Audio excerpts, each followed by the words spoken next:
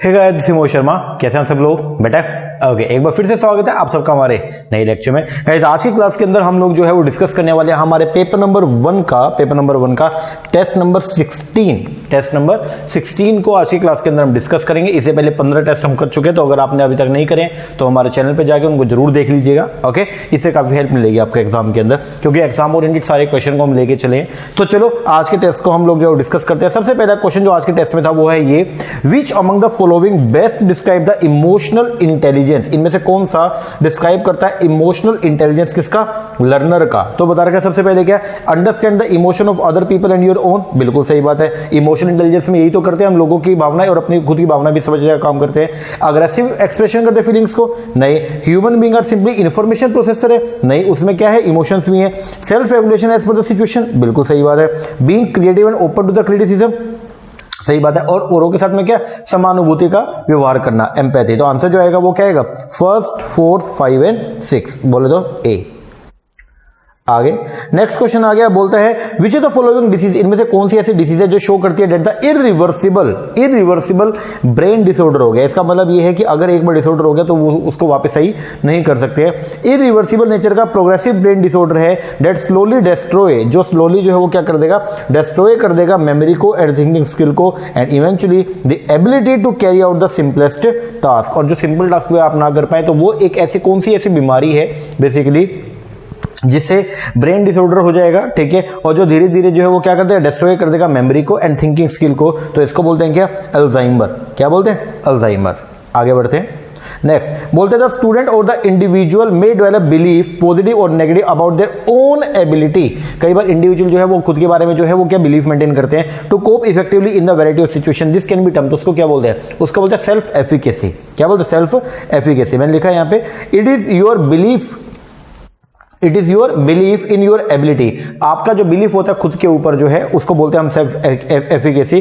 To solve a problem, reach a goal, complete a task and achieve what you set out to do. Example, student who has a high level of self efficacy in mathematics will feel confidence in her ability to do well in the tough statistics class. तो self efficacy का मतलब क्या होता है, जो जब आपका खुद के ऊपर जो बिलीफ होता है, खुद के ऊपर जो विश्वास होता है ना, उसको जनरली बोलते हैं हम लोग क्या, सेल्फ एफिकेसी, जिसमें आपको लगता है कि हम ये कर लेंगे। चलो जी आगे बोलता है a time bound testing program. Time bound मतलब क्या, कि एक टाइम रहेगा, जैसे हर 6 महीने के बाद में टेस्ट होना या साल के बाद में जो टेस्ट होता है ये सब। तो बोलता है जो टाइम बाउंड टेस्टिंग प्रोग्राम होता है फॉर द स्टूडेंट के लिए शुड बी इंप्लीमेंट, उनको इंप्लीमेंट करना चाहिए स्कूल में। क्यों? ताकि टाइम रहते हैं, टाइम बाउंड जो होते हैं वो हर कुछ समय के बाद जो है वो क्या करेंगे, टेस्ट लेते रहेंगे, ठीक है। तो टाइम बाउंड टेस्टिंग प्रोग्राम जो है वो होने चाहिए स्कूल में, इसलिए होने चाहिए क्योंकि it is a remedial program. क्योंकि ये रेमिडियल प्रोग्राम है, ये आपको बेसिकली रेमिडी प्रोवाइड करते हैं। ये आपको बेसिकली बताते हैं कि जो दिक्कतें हैं जो बच्चे फेस करें तो उनको बताएंगे, ताकि आप उनको हाथों हाथ ही जो है वो क्या कर पाए, इसको दूर कर पाए, मिटिगेट कर पाए।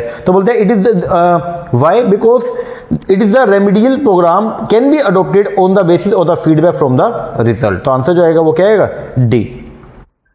आगे कंसीडर द फॉलोइंग स्टेटमेंट। ये स्टेटमेंट को कंसीडर करो, बताओ इनमें से कौन सी सही है। बोलते सबसे पहला एक्सपेरिमेंटल ग्रुप जो है वो एक ग्रुप होता है रिसर्च पार्टिसिपेंट्स का who receive the experimental treatment. बिल्कुल सही बात है, एक्सपेरिमेंटल ग्रुप के ऊपर वही तो होता है ना, हम क्या करते हैं, एक्सपेरिमेंटल ट्रीटमेंट को लगाते हैं। बिल्कुल। फिर बोलता है true experiment must have at least one control group. जो सही एक्सपेरिमेंट है उसके अंदर क्या होता है, कम से कम एक जो है वो क्या होगा, कंट्रोल ग्रुप होगा एंड वन एक्सपेरिमेंटल ग्रुप होगा, ठीक है। मतलब ये है एक ऐसा वेरिएबल होगा जिसको आप क्या करेंगे, लगाएंगे दूसरे वेरिएबल के ऊपर और फिर उनका क्या देखते हैं, इंपैक्ट है। And two it is possible to have more than one experimental group. तो आंसर जो आएगा वो क्या, सी। दोनों की दोनों बातें जो है वो क्या है, सही है। आगे which of the following is most likely to make use of the internet. Internet का जो यूज कर रहे हैं बेसिकली वो क्या, वेब कॉन्फ्रेंसेस के लिए। आजकल देखिएगा, आजकल तो सबसे ज्यादा यूज ही यही है, वेब कॉन्फ्रेंसिंग करने के लिए बेसिकली हम इंटरनेट को यूज कर रहे हैं, क्योंकि कोरोना की वजह से जो है वो हम नहीं कर पा रहे, कॉन्फ्रेंसेस नहीं कर पा रहे हैं, तो जनरली लोग जो है वो वेब के ऊपर बैठ के सब कर रहे हैं। आगे पॉपुलेशन जनरलाइजेबिलिटी का मतलब क्या होता है, पॉपुलेशन जनरलाइजेबिलिटी। थ्योरी जनरलाइजेबिलिटी की बात नहीं हो रही है, रिसर्च जनरलाइजेबिलिटी की बात नहीं हो रही है, बात किसकी हो रही है, पॉपुलेशन जनरलाइजेबिलिटी की। पॉपुलेशन जनरलाइज नेचर की, इसका मतलब क्या होता है, इट इज अ डिग्री। ये बेसिकली क्या डिग्री है, to which a sample represent the population of interest. Basically जब सैंपल के अंदर क्या पॉपुलेशन के सारे कैरेक्टरिस्टिक है नहीं है, तो वो चीज शो करती है कि पॉपुलेशन जनरलाइजेबिलिटी। अगर पॉपुलेशन जनरलाइजेबिलिटी है तो हम बोलेंगे यस, सैंपल के अंदर जो है पॉपुलेशन के सारे कैरेक्टर है। तो आंसर क्या आएगा, सी।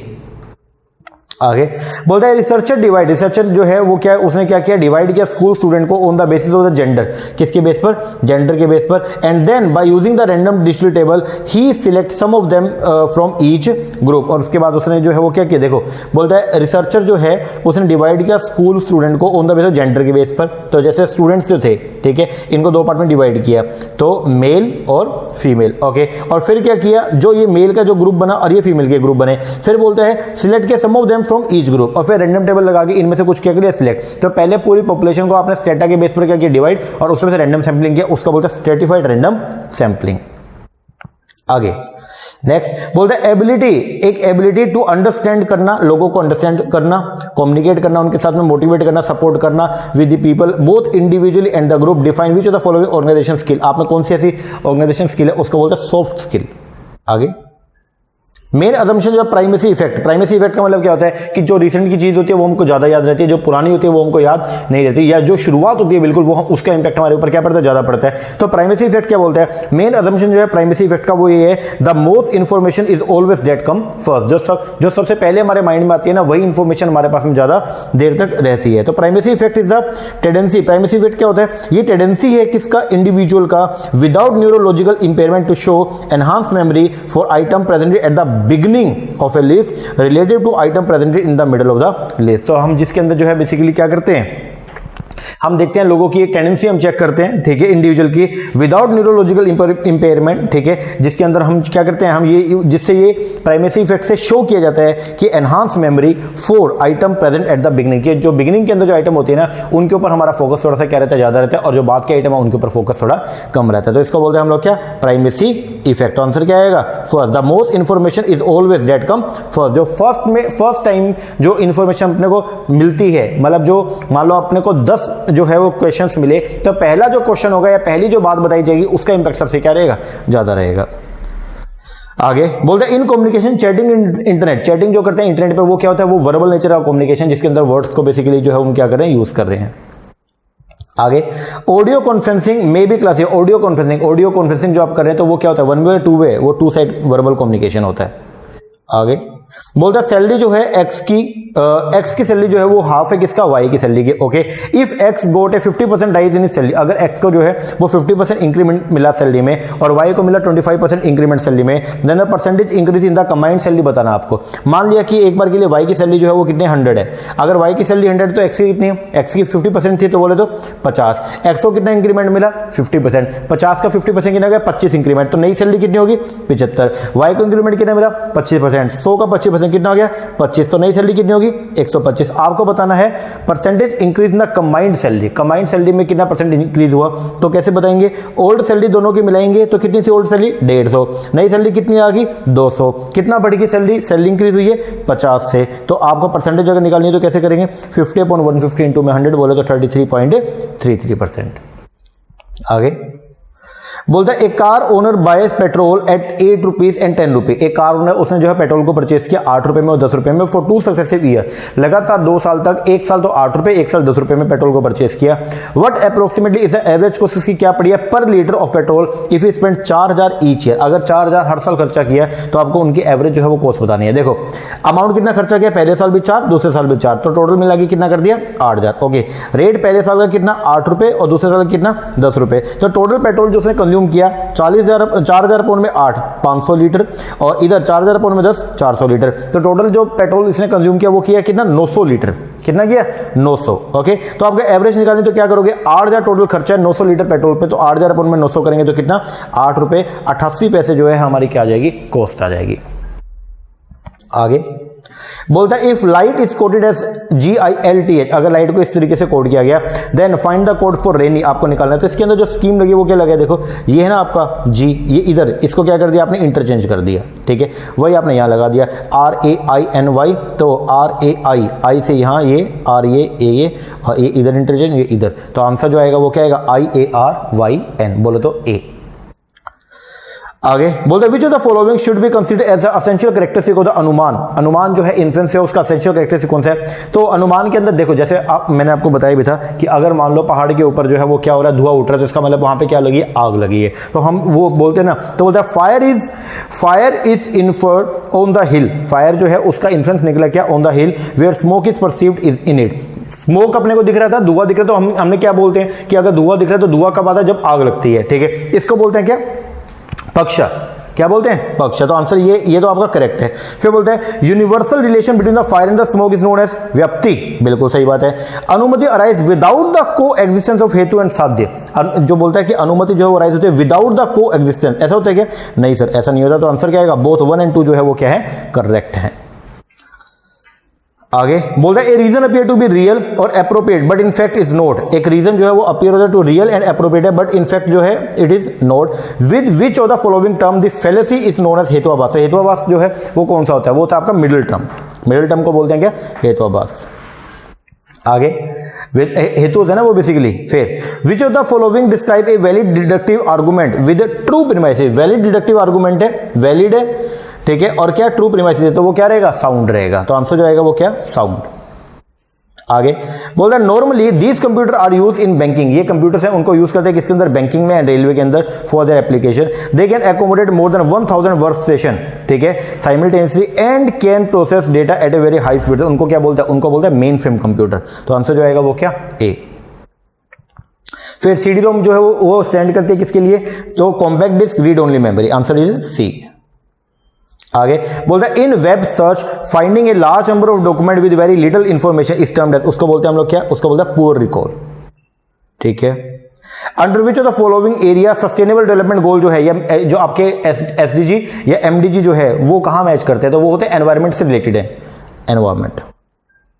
मेन पोल्यूटेंट जो है वो इंडियन कोस्टल वाटर, जो इंडिया का जो कोस्टल वाटर है, तो उसका में सबसे ज्यादा पोल्यूशन किस वजह से फैल रहा है? तो वो फैल रहा है अपने किसके? इंडस्ट्रियल इफ्लुएंस की वजह से। जो इंडस्ट्री से जो वेस्ट निकलता है तो वो उसको बहा देते हैं उनके अंदर, तो उसकी वजह से ये जो है पोल्यूशन फैल रहा है, वाटर पोल्यूशन।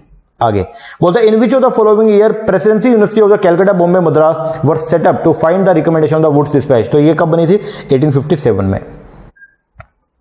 आगे which of the following authority is not empowered. किसके पास में पावर नहीं है to bring the university into existence? University को रिकॉग्निशन देने की पावर किसके पास में नहीं है? स्टेट गवर्नमेंट के पास है, सेंटर के पास में है, बट यूजीसी के पास जो है वो रिकॉग्निशन की पावर नहीं है, लेकिन ये ओनली रिकमेंड करती है। ये क्या करते हैं? रिकमेंड करता है कि इस यूनिवर्सिटी को जो है रिकॉग्निशन देना चाहिए, इसको नहीं देना चाहिए। तो आंसर क्या आएगा? सी।